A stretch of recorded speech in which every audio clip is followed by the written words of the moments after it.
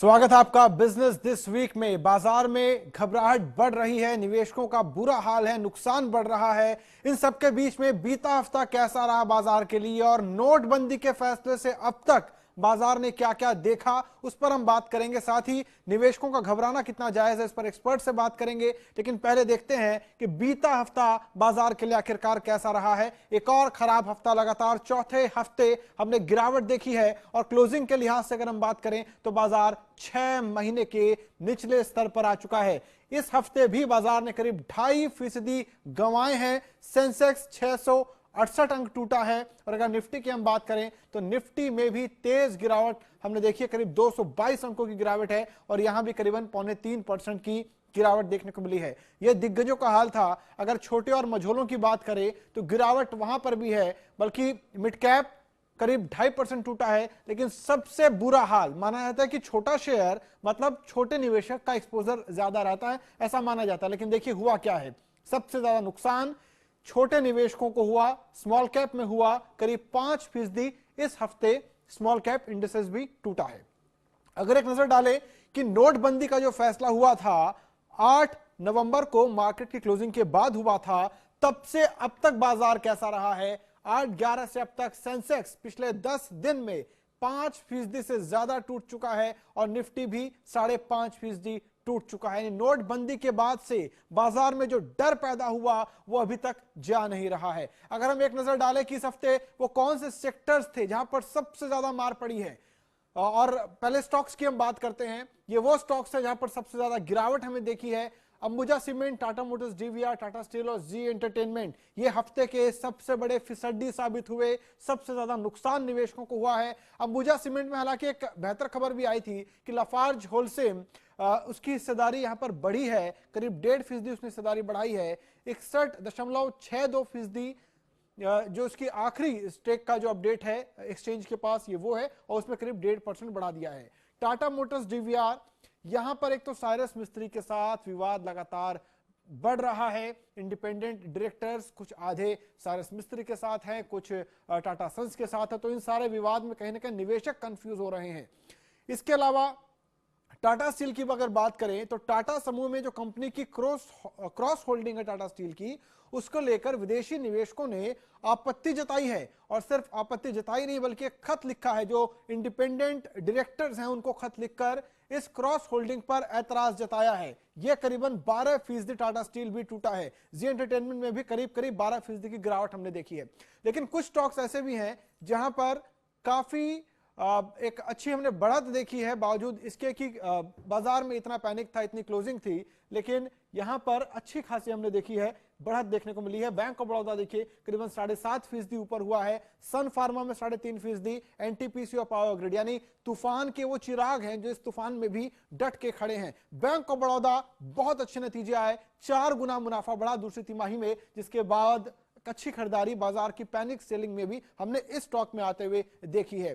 सन pharma की अगर बात करें, सन फार्मा के जो हलोल प्लांट है उसमें यूएस एफडीए ने री इंस्पेक्शन के लिए वो तैयार हो गई है, क्योंकि कुछ दिक्कतें थी। री इंस्पेक्शन से माना जा रहा है कि कंपनी की अपनी तैयारी पूरी हो चुकी है और री इंस्पेक्शन के बाद जो नतीजा आएगा वो बेहतर आएगा। इसके वजह से करीबन 3.5% इस गिरावट में हमने सन फार्मा में खरीदारी आते हुए देखी है।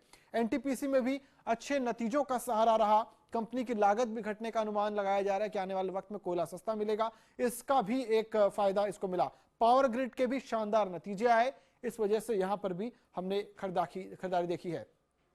तो ये वो स्टॉक्स थे जो इस गिरावट में भी अच्छा परफॉर्म करते नजर आए हैं। और अगर देखें वो कौन से स्पेस है, कौन से इंडिसेस है जहां पर तेज गिरावट हमने आते हुए देखी है, तो उस पर एक नजर देखते हैं। मेटल, यहां पर हमने लगातार एक अच्छी खरीदारी आते हुए देखी थी, लेकिन बीता हफ्ता सबसे ज्यादा दबाव यही पड़ा है। करीब 7% मेटल शेयरों में गिरावट आई है। मेटल एनएससी पे जो मेटल इंडेक्स है।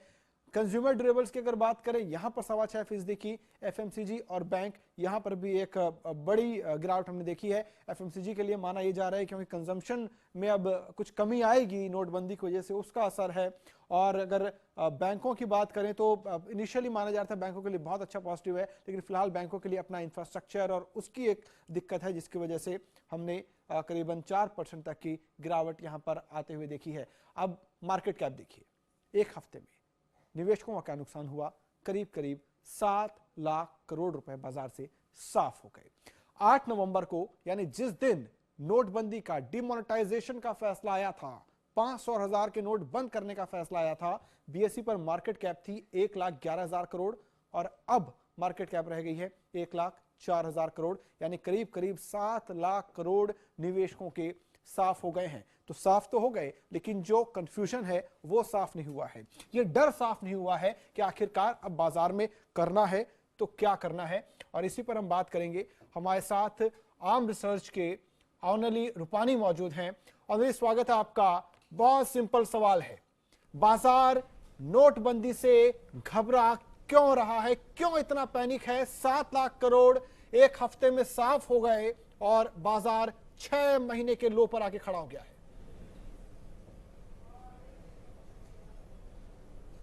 नमस्कार Naresh ji, thank you for having me. It is always a pleasure talking to you. लेकिन मुझे आपसे एक शिकायत है। लास्ट टाइम जब सर्जिकल स्ट्राइक्स हुई थी तब हम इंटरव्यू कर रहे थे, और आज जब डीमोनेटाइजेशन की बात हो रही है तब हम इंटरव्यू कर रहे हैं। तो जब डिफिकल्ट क्वेश्चन होते हैं तभी आप मुझे बुलाते हैं, ऐसा लगता है। बिल्कुल तो बिल्कुल कोशिश यही है कि जब बाजार में ज्यादा कंफ्यूजन हो तो एक अच्छी सलाह उनको मिलनी चाहिए।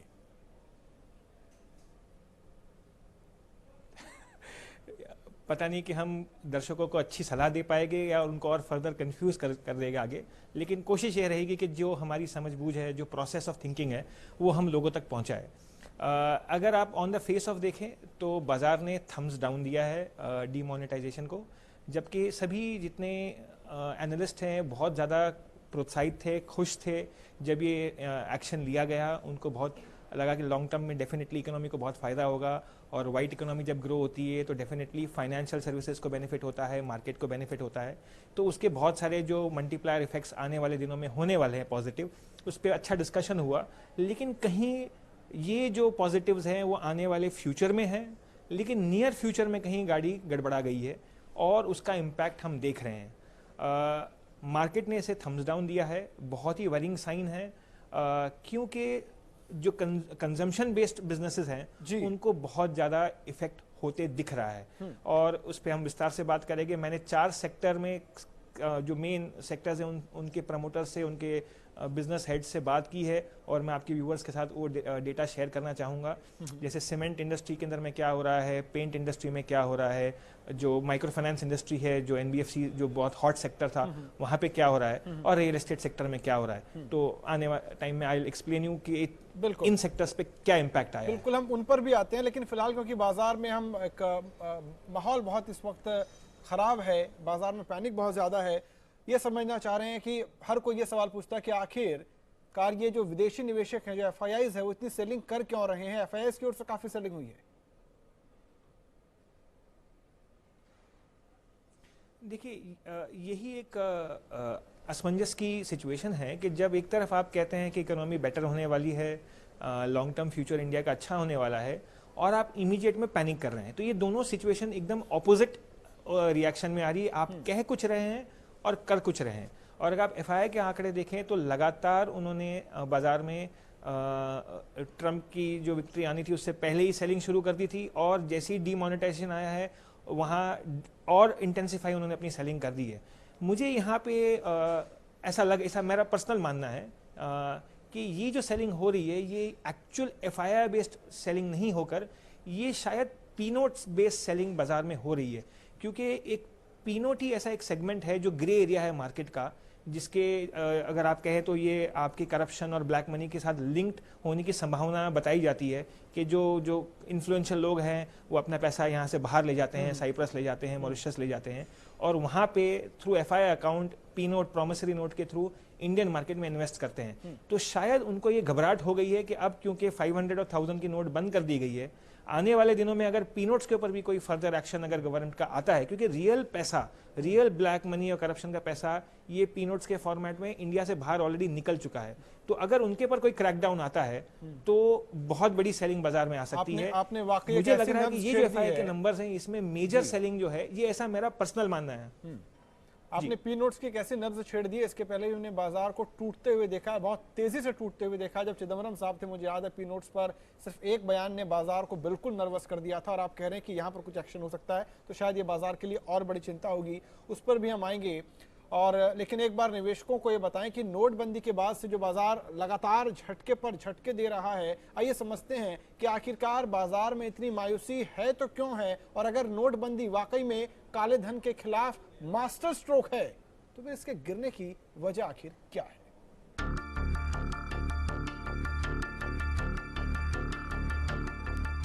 नोटबंदी ने शेयर बाजार पर 3 तरफ से हमला किया है।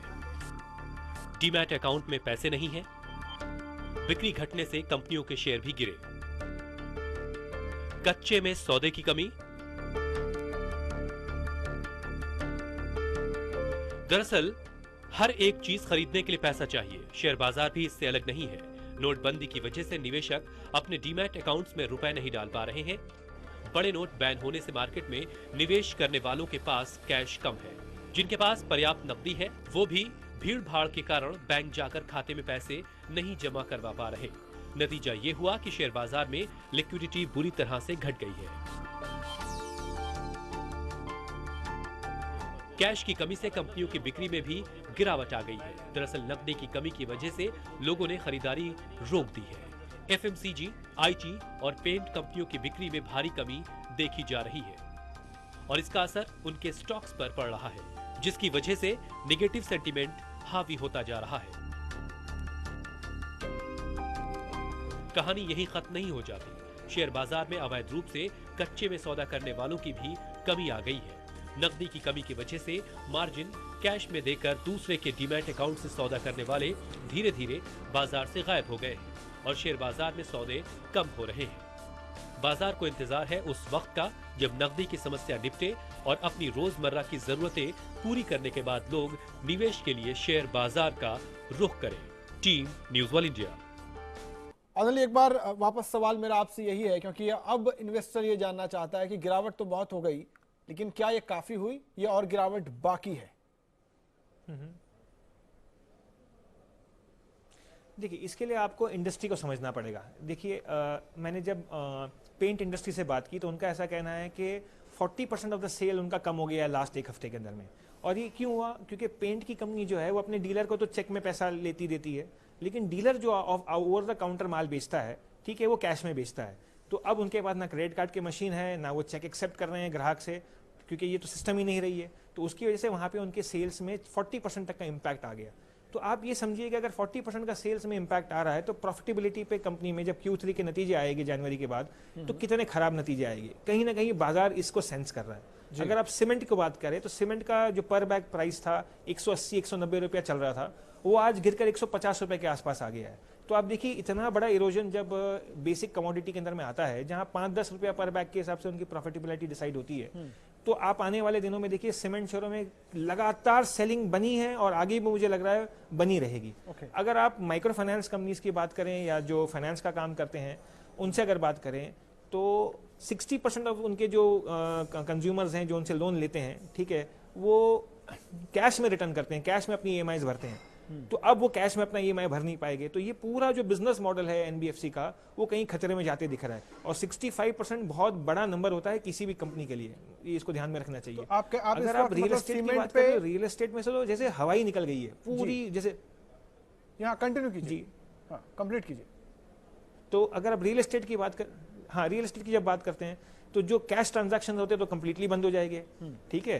तो जो लोगों का ये मोडस ऑपरेंडी होता था उनको बहुत तकलीफ होने वाली है। तो रियल एस्टेट में तो एवरेज 20 से 40% की ऑलरेडी प्राइस में सेलिंग दिखना शुरू हो गई है। तो आप सोचिए, अगर ऑलरेडी जो मार्केट 5 साल से वीक चल रहा है, प्लस उसके अंदर में फर्दर 30 से 40% का ड्रॉप की उम्मीद दिखाई जा रही है, 20% तो इमीडिएट ड्रॉप आ ही गया है प्राइसेस के अंदर में, तो इसका बहुत बड़ा कैस्केडिंग इफेक्ट मार्केट में आने वाला है। यानी बच के रहना होना चाहिए था पैसे का, वो क्योंकि नोट्स अवेलेबल नहीं है।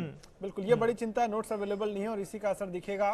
सो that is not available. Cement, paint और माइक्रो फाइनेंस, ये 4 स्पेस ऐसे हैं जहां पर और दिक्कत देखी जा सकती है, ये अनिल का मानना है। लेकिन इस तमाम दिक्कतों के बीच में क्या कोई ऐसी जगह भी है जहां पर आपको कुछ होप्स दिख रही है, पहली बात। और दूसरी बात, बहुत अगर संक्षिप्त में अगर आप बता सकें, बाजार कहां तक गिरेगा और कौन सा वो एंट्री का लेवल होगा जहां पर नया निवेश किया जाना चाहिए?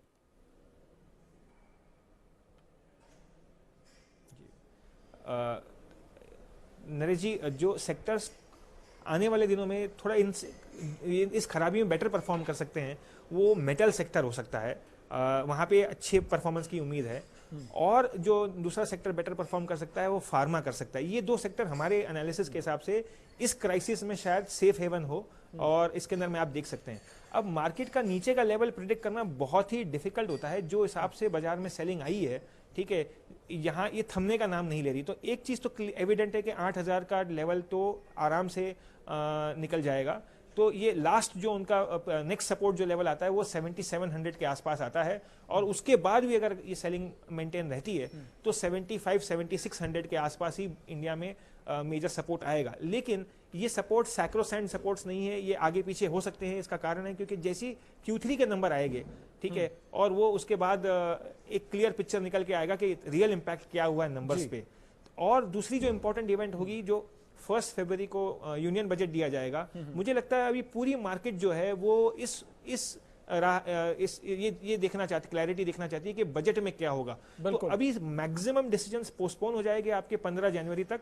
15 जनवरी तक मेरे हिसाब से बाजार में अच्छी खासी सेलिंग रहेगी। इट इज ओनली आफ्टर 15 जनवरी के पीपल विल बी होपफुल कि भाई बजट में कुछ अच्छा आएगा, इंटरेस्ट रेट्स कम हो सकते हैं आने वाले दिनों में, और टैक्स रेट कम हो सकते हैं, और जो पैसा इनके पास आया है इस पीरियड के अंदर में उसको गवर्नमेंट कैसे यूज करती है। बिल्कुल, अगर उससे उनको कोई पॉजिटिव साइंस मिलते हैं तब वहां के बाद ही मार्केट पुल बैक कर सकता है। जी, यानी बाजार में अभी दिक्कत बनी रहेगी। निवेशकों के लिए यही का साफ संदेश है कि कोई नया रिस्क न लें। बाजार तेजी से गिर रहा है, और जो बाजार में अक्सर एक टर्म भी है कि फॉलिंग नाइफ है, तेजी से गिरती हुई छुरी है, इसको पकड़ने की कोशिश ना करें जब तक बाजार खुद संकेत नहीं देता है स्टेबलाइज होने के। और खास तौर पे जैसा कि इन्होंने कहा कि 15 जनवरी तक कोई बहुत ज्यादा रिकवरी के आसार भी नहीं दिखते हैं। कोई सेंटा क्लॉज भी 25 दिसंबर को कमाल नहीं कर पाएंगे, और कोई और खबर भी बहुत ज्यादा सहारा नहीं दे पाएंगे बाजार को। बाजार की बड़ी चिंता है, और अब कहीं ना कहीं उन चिंताओं का जवाब शायद वो बजट में देखना चाहेगा जब 1 फरवरी को बजट पेश होगा। तो बाजार की इस गिरावट में जहां आम आदमी की कमर टूटी है, तो कुछ दिग्गज भी ऐसे हैं जिन्हें भारी नुकसान हुआ है। एक नजर डालते हैं इन दिग्गजों के हाल पर कि नोटबंदी के फैसले से अब तक शेयर बाजार के गिरने से किसको कितना नुकसान हुआ। आदित्य बिरला ग्रुप की कंपनियों की कुल मार्केट कैप 20,301 करोड़ रुपए गायब हो गई। ये किसी भी लीडरशिप को इस हफ्ते हुआ सबसे बड़ा नुकसान है। इसके अलावा आनंद महिंद्रा समूह नोटबंदी के बाद से यानी 8/11 से अब तक 15,808 करोड़ आनंद महिंद्रा समूह के गायब हो गए, जिसमें एम&एम फाइनेंस, कोटक महिंद्रा, टेक महिंद्रा ये सारे शेयर हैं। अगर अनिल अग्रवाल समूह की बात करें तो इनको भी करीबन 11,879 करोड़ का नुकसान हुआ है। इनके स्टॉक्स में भी जो गिरावट आई है उससे। दिलीप सांघवी की अगर बात करें, सन फार्मा एडवांस, इनकी जो कुल मार्केट कैप इरोड हुई वो है 9,747 करोड़ रुपए। इसके अलावा अगर अनिल अंबानी समूह की बात करें 5,802 करोड़ का झटका इनको लगा है।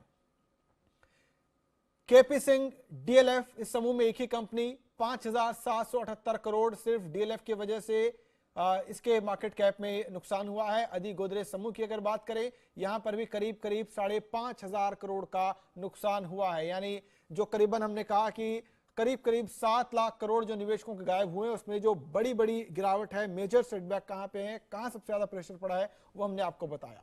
वैसे मोदी सरकार के नोटबंदी के फैसले को बिल गेट्स ने भी प्रतिक्रिया दी है। दुनिया की जानी मानी आईटी कंपनी माइक्रोसॉफ्ट के संस्थापक और विख्यात उद्योगपति बिल गेट्स ने इसे एक साहस वाला फैसला बताया है। गेट्स के मुताबिक इस कदम से भारत में काले धन में कमी आएगी। दिल्ली में नीति आयोग के एक समारोह में बिल गेट्स ने कहा कि भारत के धीरे धीरे डिजिटल ट्रांजैक्शन की ओर बढ़ने से देश में पारदर्शिता बढ़ेगी और लीकेज में कमी आएगी। इस मौके पर प्रधानमंत्री मोदी और कई वरिष्ठ मंत्री भी मौजूद थे। बिल गेट्स ने गरीबों को बैंकिंग तंत्र से जोड़ने की जन धन योजना की भी सराहना की।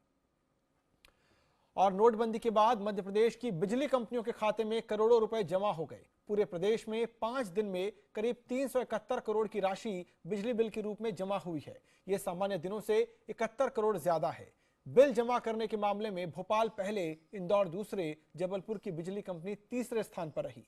आमतौर पर घरों में बिजली के बिल 8 से 15 तारीख के बीच पहुंचते हैं। इससे पहले एसएमएस के जरिए मोबाइल पर बिल की सूचना दी जाती है। इस बार एसएमएस पर ही बिल देखकर उपभोक्ता बिल जमा करने पहुंच गए। हर किसी ने घर में रखे 500 और 1000 के नोट का इस्तेमाल किया। भोपाल में सामान्य दिनों की तुलना में 50 करोड़ रुपए ज्यादा जमा हुए हैं। ऑनली एक बार मैं आपसे बैंकिंग सेक्टर और पावर सेक्टर इन दोनों पर एक राय चाहता हूं बहुत संक्षिप्त में, क्योंकि बैंकिंग के लिए माना जा रहा था कि उनके लिए तो ब्लॉकबस्टर हो गया, करीब 5 लाख करोड़ तक एक्स्ट्रा ये डिपॉजिट हो गए डिमोनेटाइजेशन के बाद। उसके बावजूद बैंकिंग सेक्टर की काफी पिटाई हुई है इस हफ्ते।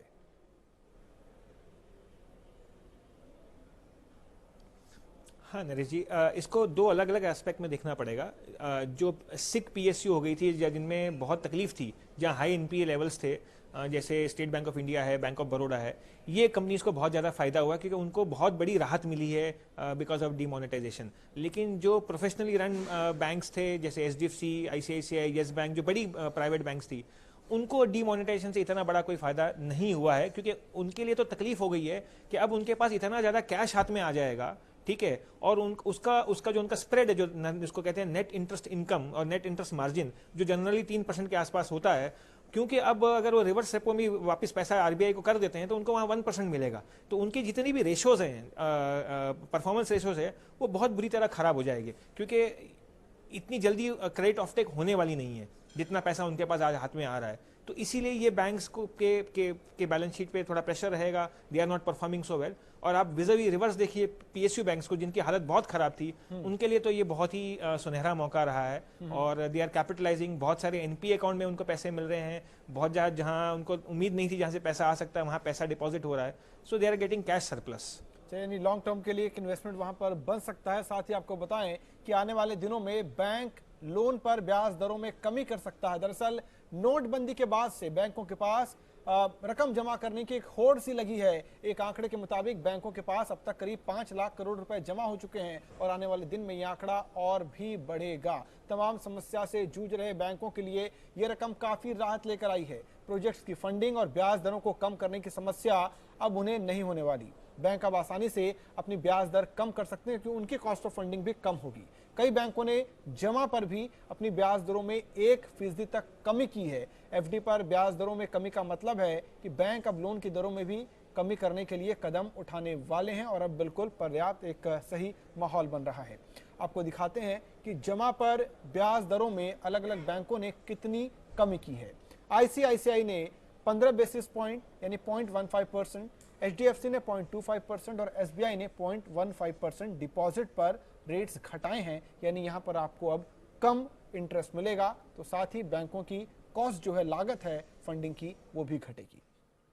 नोटबंदी का असर अब ज्वेलरी के कारोबार पर भी दिख रहा है। 10 दिन हो गए नोटबंदी के और ज्वेलरी के कारीगर बेरोजगार बैठे हैं। कई जगहों पर ज्वेलर्स ने अपने दुकान ही बंद कर दिए। हालांकि जब नोटबंदी का फैसला हुआ था तो ज्वेलरीज की दुकान संदेह के घेरे में आई थी।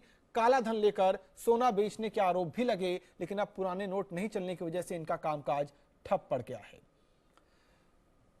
नरेंद्र मोदी की अगुवाई में केंद्र सरकार आर्थिक सुधार के लिए तमाम कोशिशें कर रही है, लेकिन रेटिंग एजेंसी अभी भी भारत को कोई तवज्जो देने के मूड में नहीं है। मूडीज ने हालांकि आर्थिक सुधारों का स्वागत किया, लेकिन भारत की रेटिंग बढ़ाने से इनकार कर दिया। मूडीज ने भारत को निवेश के मामले में सबसे निचली रेटिंग यानी Baa3 दी है, लेकिन साथ ही कहा कि इसका आउटलुक पॉजिटिव है। कुछ दिनों पहले S&P ने भी भारत की रेटिंग नहीं बढ़ाई थी। इसके बाद सरकार ने जबरदस्त लामबंदी की, इसके बावजूद मूडीज ने भारत की साख नहीं बढ़ाई, रेटिंग को बेहतर नहीं किया। ऑनली जी, आपसे एक लास्ट कमेंट लेना चाहेंगे क्योंकि बाजार में बहुत ज्यादा पैनिक है और कहीं से कोई ऐसी खबर नहीं दिखती जो इस पैनिक को अंडू कर सके या कम कर सके। ऐसे में इस पैनिक को कम करने के लिए क्या आपके पास कोई मैसेज है निवेशकों को देने के लिए जो उन्हें याद रखना चाहिए इस पैनिक के माहौल में? Naresh ji, thank you for asking such a lovely question, क्योंकि इसी फॉर्मेट में हम देश की रियल सेवा कर सकते हैं। तो मेरा एक मैसेज जो है, जो थिंक टैंक मोदी जी को जो सपोर्ट कर रहे हैं, जो उनको ये आइडियाज़ दे रहे हैं, मेरा एक सुझाव उनके लिए है कि जो उन्होंने 2.5 लाख रुपए का कैप रखा है कि आप 2.5 लाख के ऊपर अगर आप कोई भी पैसा बैंक में जमा करोगे तो उससे आप स्क्रूटिनी के अंदर में आ जाओगे, इनकम टैक्स डिपार्टमेंट ऑटोमेटिकली आप पे एक्शन ले लेगा।